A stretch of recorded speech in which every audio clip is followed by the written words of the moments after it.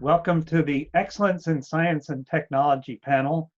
I'm Joe Palca, science correspondent at NPR, National Public Radio, and we have a really, really excellent group of astoundingly competent and accomplished scientists to talk and answer some of your questions today. So it should be a lively hour of give and take about science and where we're all going.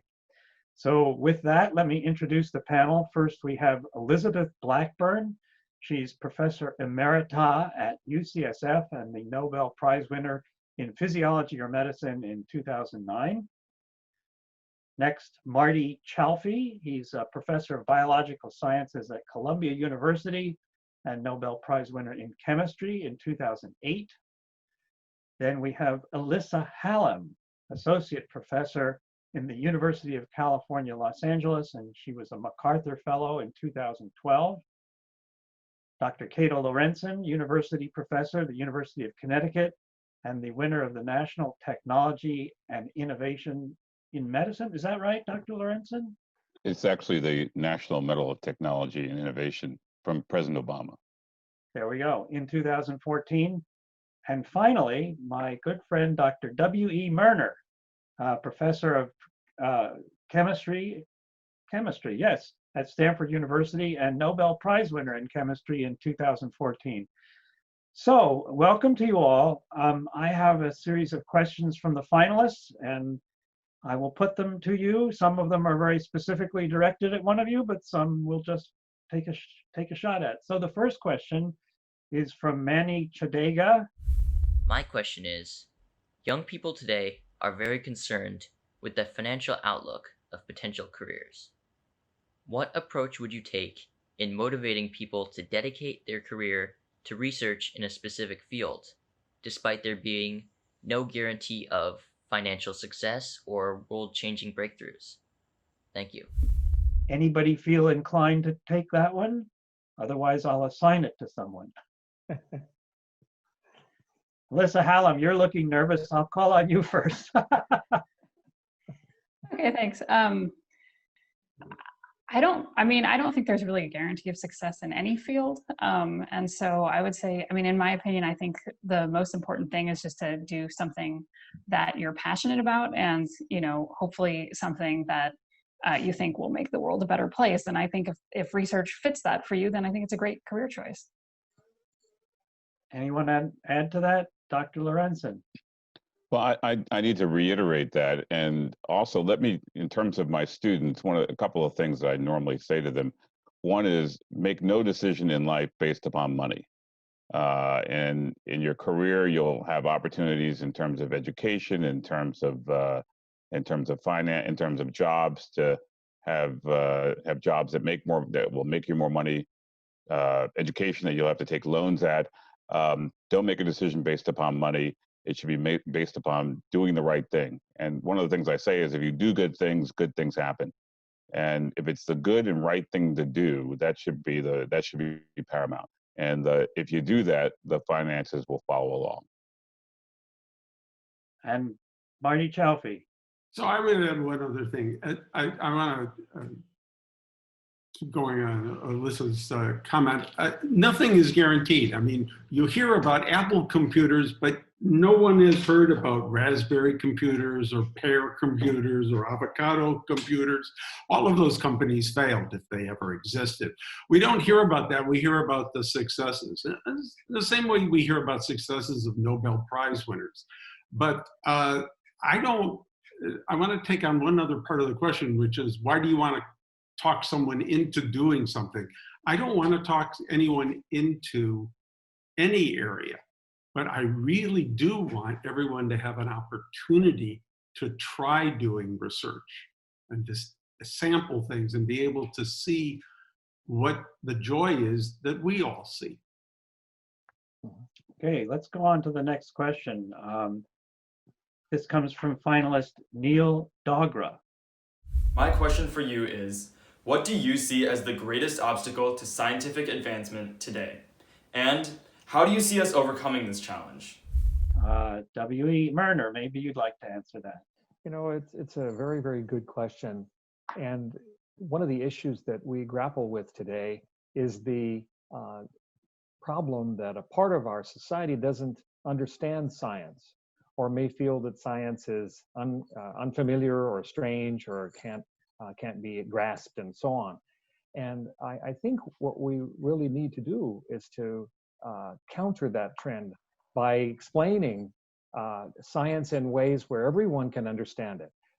Explaining science in ways that would allow everyone to get a better idea of what's going on, so it wouldn't be so unfamiliar.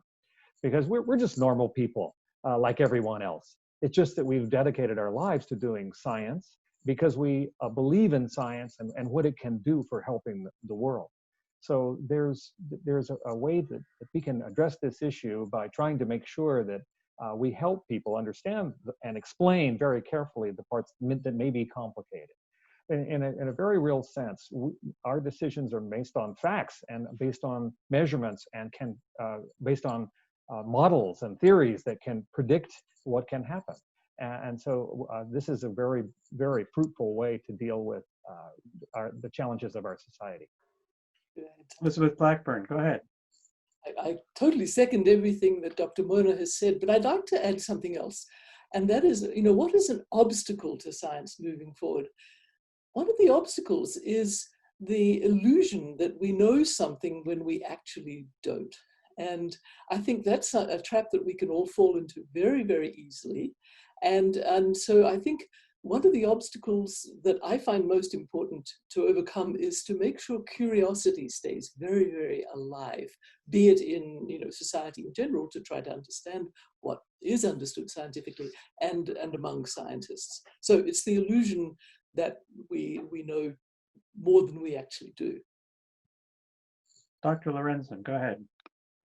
Well, there are two things. One is a reiteration. The second is something new.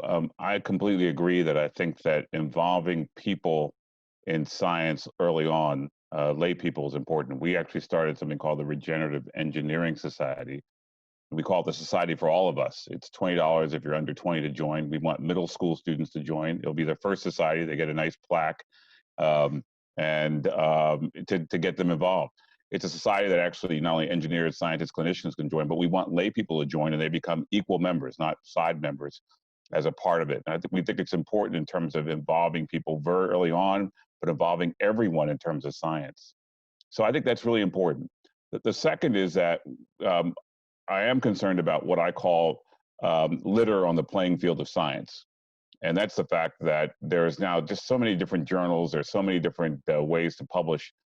And we know that a significant portion of the science that's being published today is actually anecdotal and also irreproducible, which makes it actually harder to move forward in science in terms of in a meaningful way. So I am concerned that we have to make sure that the scientific rigor that really propels science forward is utilized, and that we don't publish in the Journal of Anecdotal Research, JACR, that we're really actually publishing work that actually has rigor, that actually moves the area forward. And I am concerned, to be frank, in terms of the burgeoning numbers of thousands and thousands of journals, for-profit journals, that we are in a world in which one has to really be very, very critical about what one reads even in a referee journal. Just one more thing to add to that. I think that another obstacle for a lot of people is just in many fields of science, there's still a big lack of gender and ethnic diversity. And so I think that we need to take really proactive measures to make science more inclusive for everybody, including, not just outreach, but also, mentor training programs and implicit bias training, and just training to encourage people to be able to effectively teach and mentor a diverse audience. Excellent. Marty Chalfie, and then we're going to move on because we have a lot of questions. Sure, I would just add money. We are right now seeing the shutdown of science in the United States and the redirection in an amazing way to combat various aspects of this pandemic. But at the same time, as we come back, it's going to take quite a lot to bring us back to where we were only about 4 or 5 months ago. In addition, I like to say that we're always in the golden age of science. This is the best time ever to do science. And to do it, we need to have the financial support. And that is just something that is critical to keep going and making more discoveries. Thank you. Let's go to another question from one of our finalists. This is from Harris Has One Edinor. My question for the panel is, in your opinion, what do you think are the fields of study which are crucial in ensuring our way of life right now can be maintained for the next few decades? That's all from me. Thank you. Well, I would say almost all fields of study.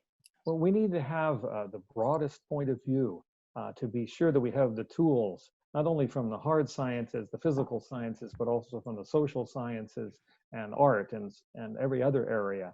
But the important point that I want to make is science itself has got many, many pieces to it. And whether it's materials or whether it's chemicals or whether it's electronics or whether it's biology and so forth, all of them have a key role to play in making sure that we have an appropriate future. Okay, let's go on to the next question then. This is from finalist Quincy Coons. Dr. Lorenzen, what types of adversities have you had to overcome in order to be successful in your medical career? How have you overcome said adversities, and have they shaped your worldview? In terms of adversities, I guess they've been many. Obviously, I'm a Black American, born and raised here, and so the adversities that one has in terms of being able to even drive my car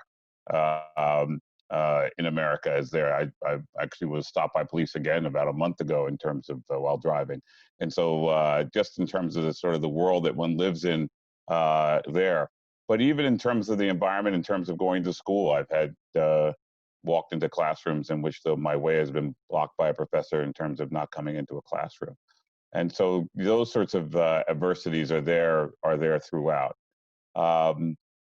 Obviously, my background is both as an orthopedic surgeon and also an engineer. And so combining both of these areas and working to combine these, both from the standpoint of people thinking you can or can't do, but also in terms of being able to balance these different areas. I practice orthopedic surgery, but also I run a chemical engineering laboratory. And having the balance in terms of these areas actually does make it, can be difficult at times. But I think on the upside, you have to, tough times go away, tough people don't. You have to take on these challenges as also as opportunities. So as a Black person, I actually started my own journal. It's called the Journal of Racial and Ethnic Health Disparities, where I know I'm a chemical engineer and orthopedic surgeon, but I decided to sort of really examine the world of what happens in terms of and how race plays a role in terms of health and how to improve and promote health for racial and ethnic minorities based upon my experiences and challenges, seeing things going and moving forward. Combining the different areas together, we talked about earlier, starting a new field, regenerative engineering, and a new society. The Regenerative Engineering Society actually came out of the work in terms of the adversities that I saw in terms of being able to move move these different fields together.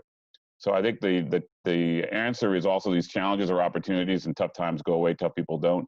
And really working hard to take these take adversities and change them and mold them for your benefit is, I think, really key for life success. Okay, thank you for that. The next finalist question is from Aditya Radhakrishnan. My question for the panel is this. What is a question that you wish you'd get asked more often, and how would you answer it? Marty Chalfie. So the question I wish I were asked more often by people is, especially students, is, can I tell you about my research? And the answer to that is absolutely, because that's what excites me, is to hear about what other people are doing. Cool. Anyone else? All right, let's move on. Well, Dr. Lorenzen, I think you're going to be interested in this next question, so let me ask that.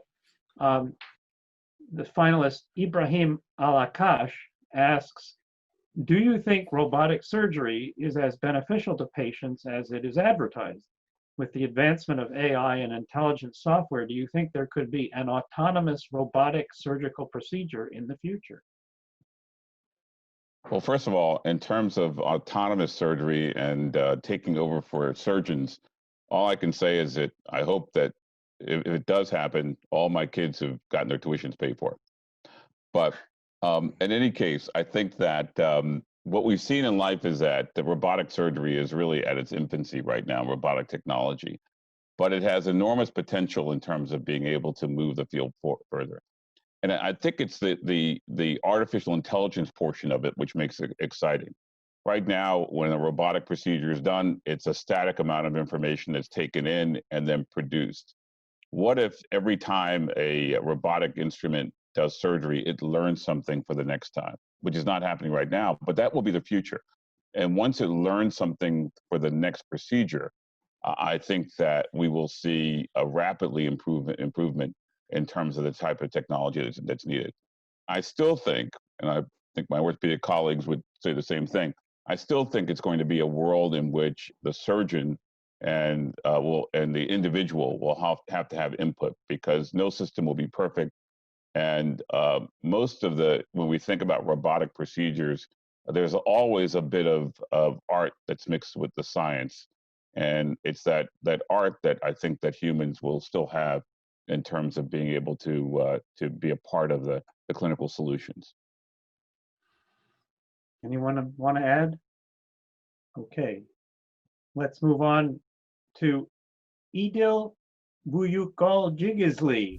My question for the panel is, with our current global situation of habitat loss and destruction, do you think understanding machinery is slowly becoming more important than understanding nature, perhaps biology or chemistry? Thank you for the answer. Maybe Elizabeth Blackburn, you'd like to take a swing at that. Well, I think if you mean machinery in terms of how nature works, the molecules, the cells, the parts, then I definitely think all the insights that those bring can help us think about a very interlocked, complex system that is our world, that is under such threat of destruction right now. And I think, we're understanding a current pandemic right now by understanding the machinery that causes it. I'm using the word machinery perhaps in a way you didn't intend. The coronavirus, how does exactly that work? Because that's the way we're going to deal with this. But there's another very slow unfolding pandemic going on, which is the climate crisis. That is like a pandemic unfolding in slow time, or slower time, not slow enough, unfortunately. And I think understanding the nuts and bolts of how that works is very helpful. So machines can give us concepts of how something mechanistically ties things together, and we can use some of those principles to look at how the different parts of nature interlock together. So I'm taking the word machinery and using it in certain ways that perhaps you didn't intend, and perhaps other panelists would like to weigh in on the more machine-like ways of thinking. W.E. Murner. Yes, if you take the question as it might have been intended, having to do with potential impact on our climate produced by machines producing CO2 and so on, it makes great sense to think more about how to make better machines, how to generate energy better, how to produce energy with less impact on the environment. And so there's a great value in that. But as Dr. Blackburn said, there are clearly other, let's say, plant-based biological systems that can also collect and produce energy for us. And there are materials that can be used to make better batteries so that our storage of energy is much, much more uniform and much cheaper, and so on. So our world is interconnected, and as was said, but there's a need to be thinking about machines and also perhaps biological ways of improving our machines. Okay, the next question is from finalist Mehmet Çekuk. My question for the panel is, there has always been a diligent group of people behind achievement like yours. What would qualification you expect your research team member to have? Thank you. maybe Alyssa Hallam. What do you look for when you're looking for colleagues to work with you? That's a great question. I mean, I think that working with, talented people, I mean, I feel very fortunate to have worked with really talented people in my lab. I think that's really key to anybody's success. And I mean, I guess, I think it depends on whether you're talking about, undergraduate students in the lab or graduate students, for example. I think for undergraduate students, I look for people who are really excited about research and pursuing a career in research, really passionate about it. For graduate students, it's kind of the same thing, but usually, they have some experience previously doing research and an intuition for how science works. But I guess maybe the key thing is that I don't look for people to have any one particular type of experience. I don't expect people to have experience in a lab related to mine. I mean, I work with worms, and I don't expect people to have experience working with worms or anything like that. So I'm not really looking for anything particular, just really an interest in learning and a passion for doing science. Dr. Lorenzen. I look for the same thing in everybody. And I really look for 6 things. I look for people who are smart, hardworking. I look for people who are good people, people who demonstrate loyalty, people who demonstrate courage in what they do, and people who demonstrate resilience. And those are actually the 6 traits I look for. And you can tell a lot in terms of an interview with someone. We all probably around the table here see thousands of CVs that come by our way, and we interview by phone or somehow tens or maybe hundreds of people. But those are 6 things I look for in terms of these different areas. And resilience is very, very important. If people have had situations where they've had to go through tough situations and have shown themselves to be able to move through them, I think that's important, because science is about resilience, and taking on a scientific problem is a lot about resilience, and seeing the dawn, at the end of the night where you think it's going to stay dark, and see the dawn coming. And so, looking for resilience, looking for courage, people who will take on bold questions with courage, very, very important. But the basics of being hardworking and smart and a good person, and loyal, those are there, combined with resilience and also courage. Liz Blackburn. Yeah, can I also add to that terrific list? I also look for people in laboratory, group settings, which is how many of us do our science, who will be able to work with others. And I don't mean that they have to rely on others, they have independent thinkers, but those who can work with others. And in fact, when I looked for people, I always would send them out on lunches or dinners just with the lab folks, and me not there, because I wanted to see how they interacted. And I got very good insights from the people who are going to be having to spend very long times, because they are hardworking folks, with these individuals. So I think we can never forget that science these days is really a team sport, and our communication among us and interactions among us are really crucial to success. The lone genius, it doesn't really work that much in science these days. Marty Chaffee. So I would add one other thing to the list. I think the list is terrific. Honesty. When I'm interviewing someone, the person I'm actually looking for, especially at a technician, sometimes in an undergraduate, is someone, when I'm describing my work, will stop me and say, "I'm sorry, I don't know what that is. Can you tell me?" That they are confident enough in themselves to admit that they don't know something, and they want to know it, and they ask about it. The people that I will sometimes say, "Do you know what this is?" if they don't ask. And if they say, "Yes, I do," I say, "What is it?" The most disappointing thing is a person who's trying to please me and actually says, "Well, actually, I don't know that." They're gone. Honesty is exceptionally important in the lab. W.E. Murner, go ahead. We have such a fantastic list so far. I just love it all. But I want to add one more. I'm after people who are really interested in asking, how does this work? How does this really work? I don't want people who are appliance operators. I don't want people that think everything is a black box. I want them to think about what's inside this box and how does it actually work. And that means that I also use people that use their hands, okay, that can fix something, take something apart, repair something. And these days we actually need more of that, because too many people are using this kind of a hand motion these days. And it's actually very important to be able to take things apart and put them back together. All right. Our next question comes from finalist Jason Chen. My question for the panel is, did you expect to end up in the field you are now? And what was your journey here like?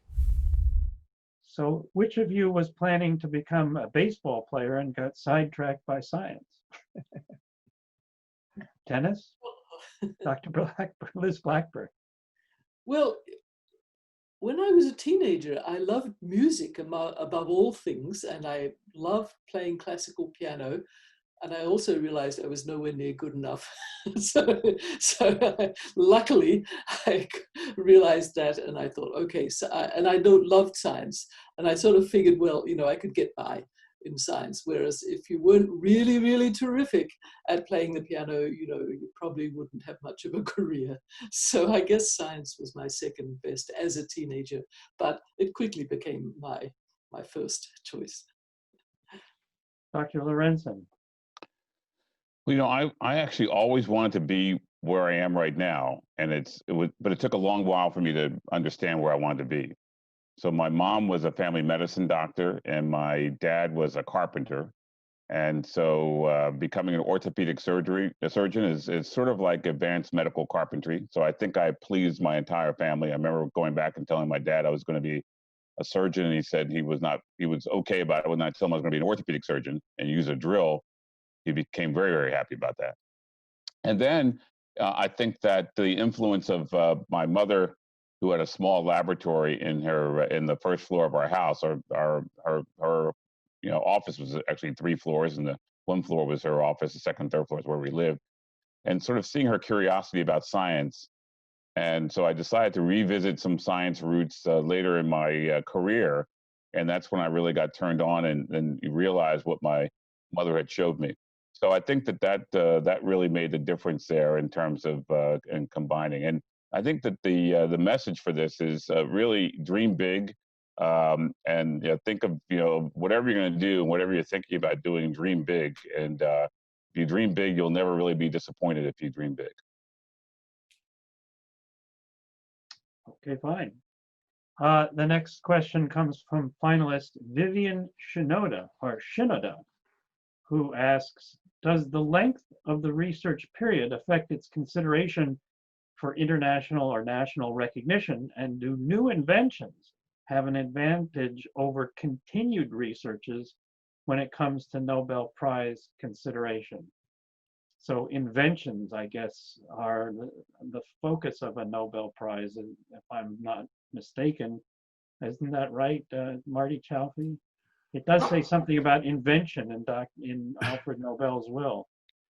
So I would say that the length of a research period is actually irrelevant. I think that the interesting thing to me about the Nobel Prizes is that they are prizes not to the smartest scientists or the most accomplished scientists or the ones that have the most grant money or the most students or postdocs.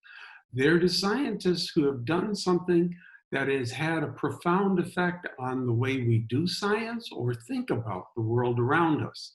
And it's that impact of the work that is recognized. And that impact can come very, very quickly. The discovery of the Higgs boson, for example, even though the hypothesis about that was decades old, or it can take quite a lot of time. The prize in 2008 that I shared that with one of the people was Osamu Shimomura, and his work, even though he was given a prize in 2008, was done in 1962. So it's more the impact of the work than how long you work on it or how many different papers you publish. It's really what has been the consequence of that work. Okay, that sounds good. Our next question is from finalist Eleanor Clifton Bly, who asks, do you believe the current global response to the COVID-19 virus is appropriate And do you think this pandemic has highlighted the challenges of globalization as well as issues regarding hygiene and sanitation? It's a tough one. Yes, Dr. Lorenzen. Well, I think that I don't think that the response has been appropriate enough in terms of we've responded to the pandemic in a way that we haven't utilized really sort of advanced thinking in terms of how we treat disease. For instance, in America, we've said if you're diagnosed with coronavirus, go back home, and if you start turning blue in the lips and face, come back and see us again. As people know, I've been critical about that and these policies, and I wrote the first paper on COVID-19 in the Black community, which came out about 2 months ago, and we've continued to write on the subject. And I have a small piece in Science magazine today that on a blog on new ways of greeting each other in the coronavirus pandemic. But I do believe that we need to approach, we should be approaching coronavirus very, very differently. We should be doing everything we can to keep people from going into a hospital, which means that we should be treating patients, treating people with pop-up tent hospitals where we actually provide therapy. We should be treating them at home with therapy if necessary, but we should be doing everything we can to keep people off of a ventilator in terms of their treatment, rather than having them go home and then if they get very, very sick, giving them sort of an advanced type of therapy. And I know that we have the coronavirus pandemic now in Africa, and many of the countries of the African Union are now embracing that, fortunately, and are now moving forward with therapies where they're treating people at the time of diagnosis, either placing them in a hotel and giving them treatment, or turning their homes into mini hospital beds, which I think is the right way to go to keep people off of ventilators and keep people in treatment. And I think that for these sorts of diseases, we have to rethink how we think about conventional medical care. I want to ask Marty Chalfie to comment, but Dr. Lorenzen, before I let you finish, I'm curious what your greeting is that you were proposing. Well, it's actually, thank you very much. It's actually today, if you go to Science Magazine and you go to the Science Magazine blog, it's actually called the Lorenzen-McClinton greeting, or the LMG. We also call it the like-minded greeting, LMG. And it's a two-part greeting, and it's basically a greeting that connotes solidarity and pride. The first part is actually your fist that comes to your chest. That's the first part of the greeting. And that's in the era of social distancing. That's our greeting on that part. But we will be moving away from the social distancing over the next few months in places like Florida, Georgia. They've already done it. And so we wanted to have a two-part greeting that depending upon whether the distancing was more, the second part of it is actually where the arm actually comes across and to touch the other person's mid-forearm. We picked the mid-forearm because actually the hands, of course, are very, very dirty. The fist is actually better, but not that much. People were bumping their elbows, and actually the elbow is a very bad place because now you're taught to cough and sneeze into your elbow. But there is a small area of the mid-forearm that is actually the safe zone for contact. There it is. You're right there. There's a safe zone that's there, and we've picked the safe zone. So it's a two-part with one hand on chest, fist, second part across, touching that safe zone that's there. So you can see it on Science, in Science Magazine under the Science blog that just came out about 2 p.m. today.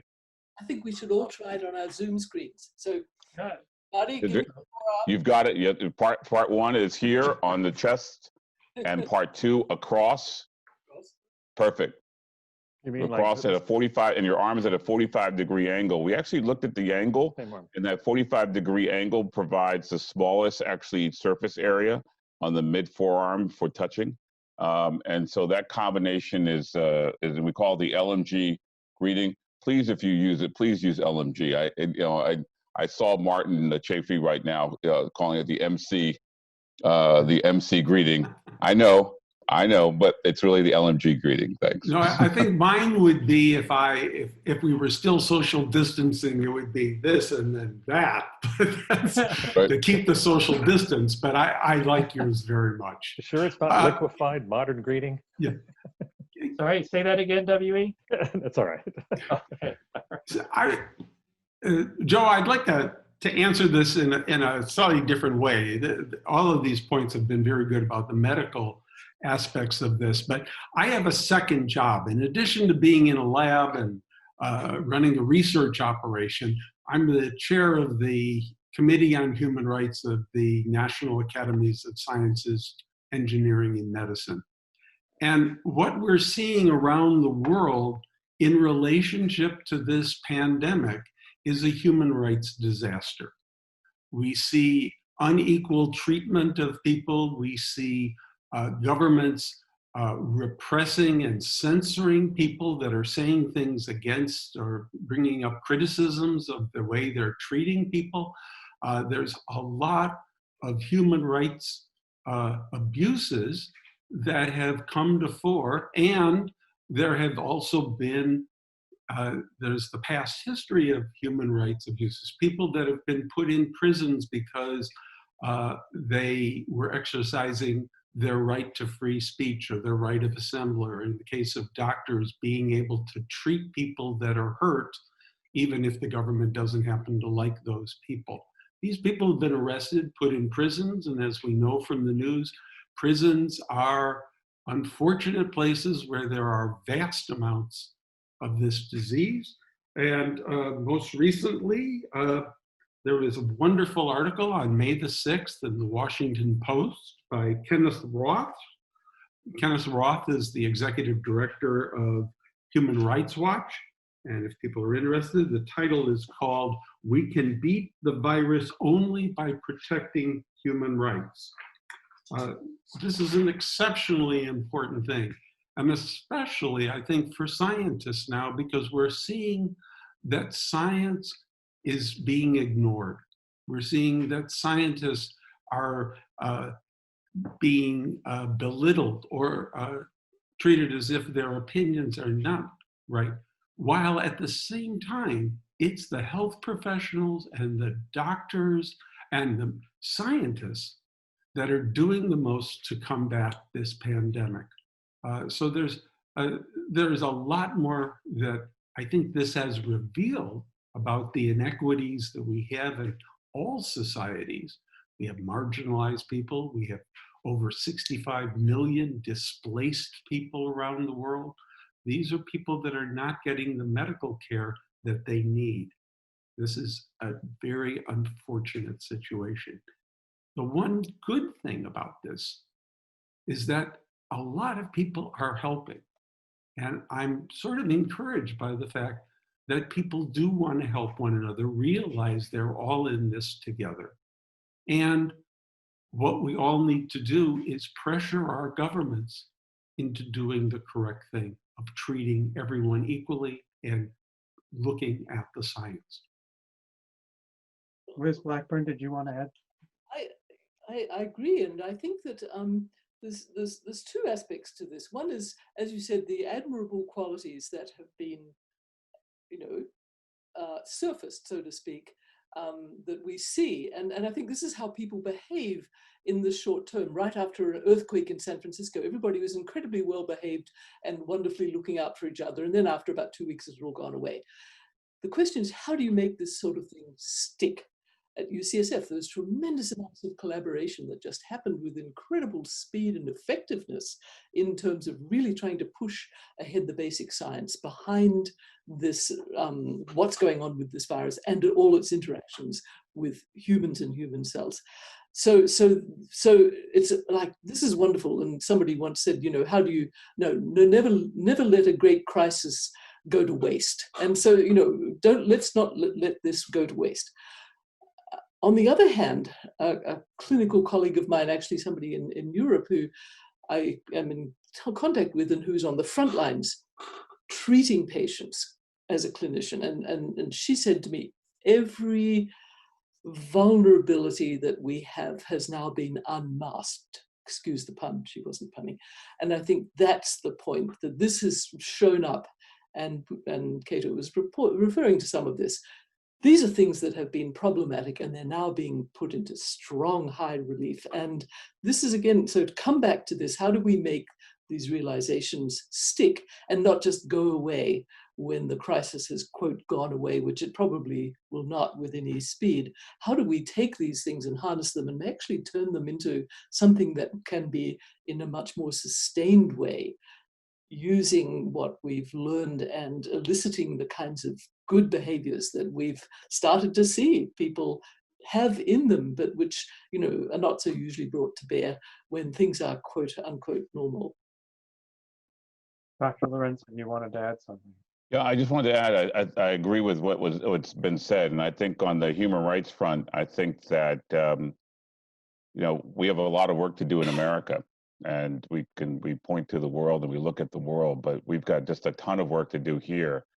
I think that COVID-19 actually brings that out. We are 4% of the people in the world, but we're 23%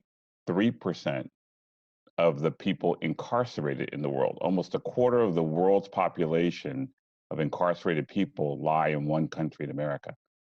And that's reflected with COVID-19. There's the Marion Penitentiary in Indiana has 2,500 prisoners, of which 2,300 are positive for the coronavirus. 2,300 out of 2,500. And so we have much work to do. We know that in terms of the communities, in terms of the Black community in the US, that there's some new reports out that the higher rates of coronavirus infection and coronavirus death are specifically due to unconscious bias in the medical system in terms of the way in which individuals are treated once they have symptoms. And we've known this for a long, long time. So, if we don't, do something about these core issues that we have in America in terms of equity and justice, I think that we'll be reliving the extremely high rates of infection and death that we've seen with the coronavirus COVID-19. All right. Let's go on to the next question from finalist Molly Dixon. My question for the panel is, what advice would you give your 18-year-old self? Maybe Alyssa Hallam would have some advice for her 18-year-old self. That's a tough question. I think maybe I would encourage myself to explore more fields when I was younger and take more, sort of non-biology classes. I guess I knew I was interested in biology, I guess, from a pretty young age, certainly in high school. And I think it's easy to get very focused. And I think a lot of people, all of you watching this, probably do research as high school students. And I think that, when you're younger, that's really a chance to explore new fields, to take a lot of, take that art class or literature class that you want to take. And this is, in college and high school, it's really your last chance to really do that. And so I think you don't want to become too specialized too fast. And I think it also maybe there's just a lot of pressure on students today to be very career focused from a really early age. And I'm not sure that that's a good thing and that that's really necessary, right? I think it's good to, to be young and enjoy, don't forget to, enjoy life and have fun. And I think there's a lot of time to really focus afterward. Okay. Let's take this question next from Rishabh Jain, who asks, what is the number one ingredient for an innovative idea? W.E., you haven't said much lately. I'm going to call on you. Well, I think the most important characteristic you have to have is to always try to think of what somebody else didn't think about. What is slightly beyond the edge of what's known? And this is actually very important. Let me explain what I mean by that. Sometimes people think that, well, to have a great discovery, I've got to do something that's so strange and so different that it will be recognized by everyone. But in fact, you can't do that because those are mostly impossible. So you don't want to come up with an impossible idea and try to run after that. And you don't want to come up with something that's just so trivial that it doesn't mean that much. So you have to kind of be on the edge of what's known and go beyond that and say, what if this? And so the innovation that comes from understanding how much you know and then how much is not known is really critical to coming up with something new and innovative. But most importantly, I'm not talking about Nobel Prize here. I'm talking about science all the time, what we try to enjoy every week. What can we think of that's slightly different, that's new, that stimulates us? And because that's the real fun. The fun is doing the science all the time, not just trying to come up with one super spectacular idea that produces a Nobel Prize. Marty Chalfie. The one thing I would add to this is actually something I believe can be learned, or at least practiced. Because every time we read a scientific paper, I feel that what we do normally, and we try to train our students to do, is to ask a very simple question. What should happen next? What's the next question I would ask if I were doing this research? And if you ask that of every paper that you read, where should this go? What should happen next? What would I like to know about this? It becomes easier as you do it more and more. Cool. All right, let's go to a question from Wojtek Cloud, who asks, what is the funniest thing that happened to you during research or lecture? And I guess if you can't think of something funny, maybe you can tell us your favorite joke. No jokes? Yes, Marty Chalfie. Well, when I was a postdoc, I was working in a lab in Cambridge, England, and I wrote my first paper. And the tradition at that time was that you got reprints of your paper because people would send you postcards and ask you for a copy of the paper if they were interested in it. And I went to a friend in the lab and I said, what's the tradition here? How many reprints should I get? And he just started laughing because he said, there are Xerox machines, copying machines. We don't get any reprints. They can copy it if they want to get the paper. But I needed to have a couple of copies, so I ordered some. And in due course, I'd say a couple of months later, postcards did start coming in. And they were a very interesting set of postcards.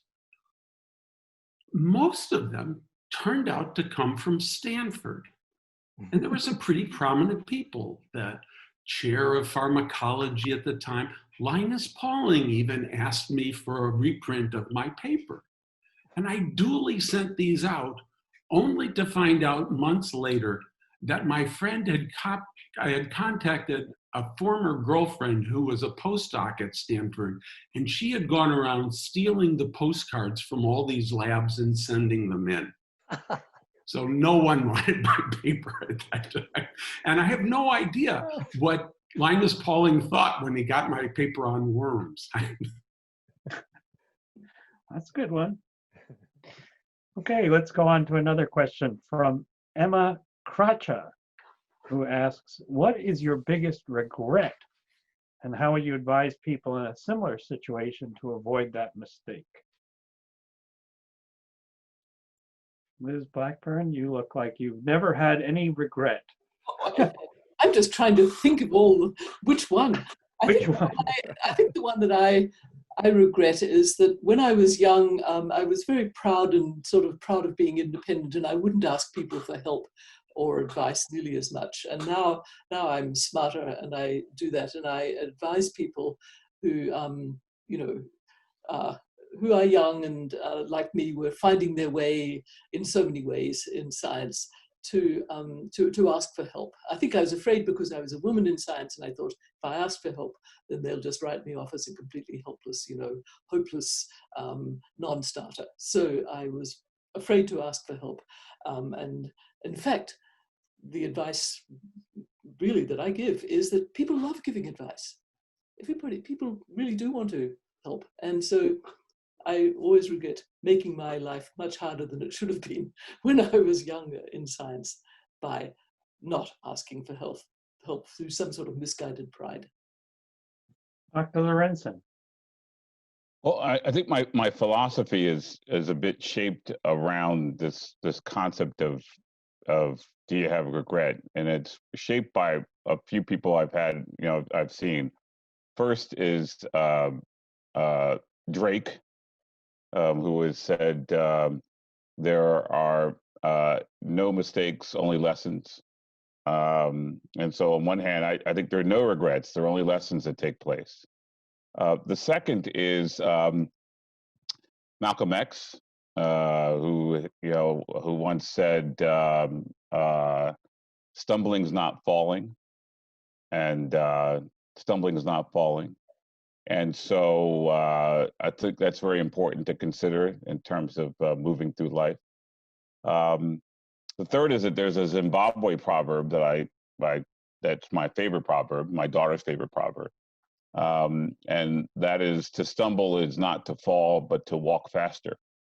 And in fact, episodes in life in which, there are things that get in your way may actually get you to your solution even faster. And then the last thing is the fact that, it reflects back on this, if I was 18, what would I, give as advice is that I tell people that 15 to 30% of the time that you try something, you should fail, and put fail with a small f. And it means that you're actually striving. If everything you go for in life that you get, that means you're not striving hard enough or striving high enough. And if you know that 15 to 30% of the time you should not be successful, then if you're not successful, you just chalk it up to the 15 to 30% rule of Lorenzen. Okay. Let's go to a question from Bowl Pan. My question for the panel is, people say that courage is vital to science. What do you think is the boldest or the craziest step you have ever taken that resulted in a significant difference in your life or career? Thank you. Anyone?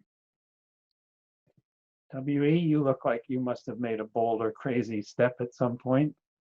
The issue that happened for me was when I decided to cancel a whole area of research that wasn't producing as much, and to sort of get rid of the grant that was supporting that and move in the new direction that was the most profitable direction, the most reasonable, with the most potential for the future, and that was to study single molecules more and more. So these sorts of major changes have happened at a number of junctures in my life, because leaving the university, leaving industry and going to the university, taking that very big step, it was a huge challenge that could have failed. Some people may have a challenge with that particular kind of a transition. So each of those things, though, taught me more. And just like these examples that were just given, there really isn't a failure, but it's always turning anything that didn't work out right into a lesson, turning it into something that will teach you something about how to deal with such issues next time around. Okay, let's go to another question then.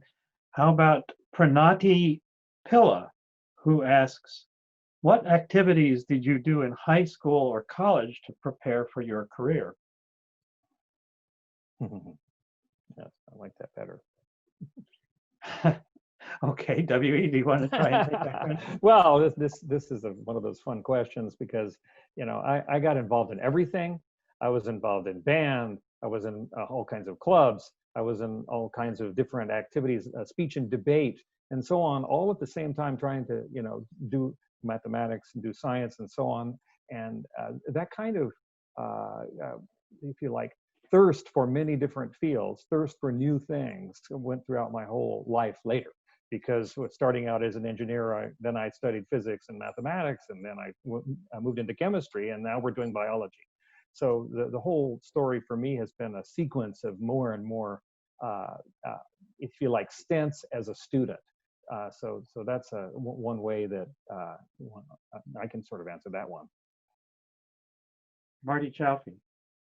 So I've thought about this often, about what I think I gained most from college.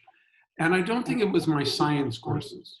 Now, my grades were not that great in my science courses, so maybe that's one of the reasons. But I think the most important things for me were the final exams in my social science and humanities courses, because those exams always were the same thing. You had read numerous books and articles and heard lectures, but you were always asked a question that you had never heard before. And you were supposed to take all the knowledge you had gained, take things from left field, anywhere you could find them, and synthesize them in a very short time into an idea, and then try to support your idea. And that working with data, I think, is exceptionally important for doing science. And I feel I often make similar sorts of connections in my daily life as a scientist. So for me, it was shooting the bull, really, of trying to take information and form it into something that could support a hypothesis and to try to make connections. Dr. Lorenzen.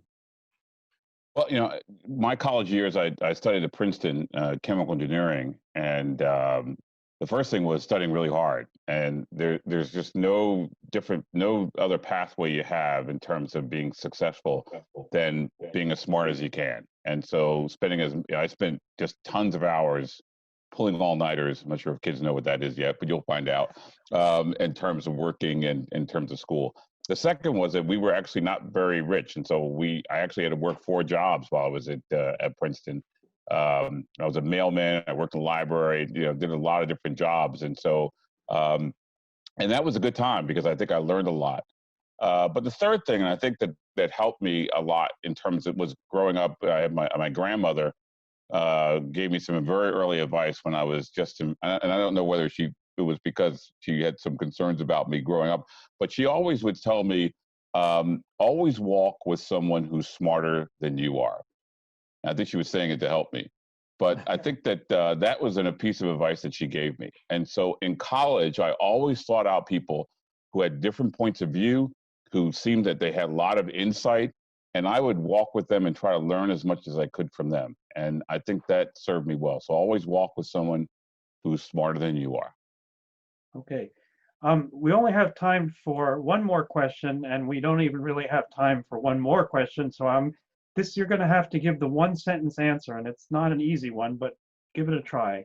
This is from Justine Pendergraft, who asks, what is your advice for people who want to work in academia or research as a career?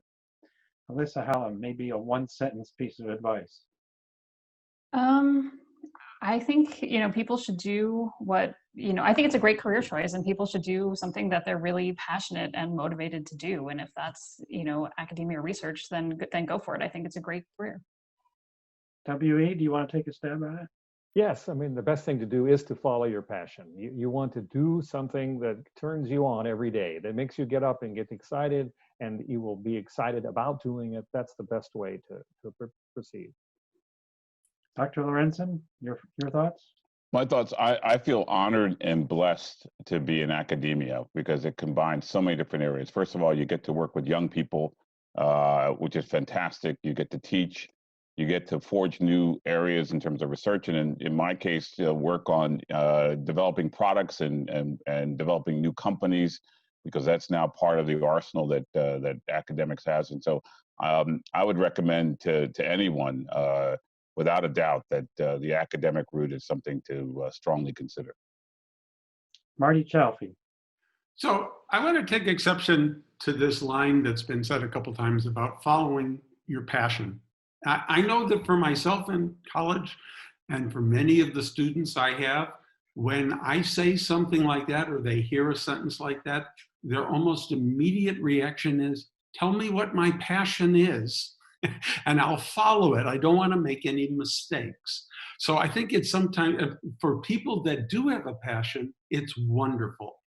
But for many of the rest of us, I don't think that luxury is something that people have. For those people, I would say, give it a try. Trying it out, seeing what it's like, seeing if you enjoy it. You may suddenly discover that you have a passion for something because you're succeeding in it. Success is a wonderful way of making you passionate about things. Okay, the final word goes to Elizabeth Blackburn. It's all been said so well, but I think I would say just persist. Try things and persist, and don't let other people form your own opinions for you. One of the beautiful things about academic world and its life is that you have a tremendous amount of freedom to think and explore, and that's one of the biggest gifts you can get. Well, we'll have to leave it there. I'd like to thank the panel very much. It's such a strange experience not to be able to say to each of you in person to thank you. And I sort of want to bring on the virtual applause, but I don't have any of that. So imagine a room full of people applauding like crazy and thanking you for your time this afternoon. And maybe next year we'll all be able to meet in person. Thanks very much, and good afternoon, or good evening, or good morning, wherever you happen to be. Great, thank you. Thank you. Real pleasure.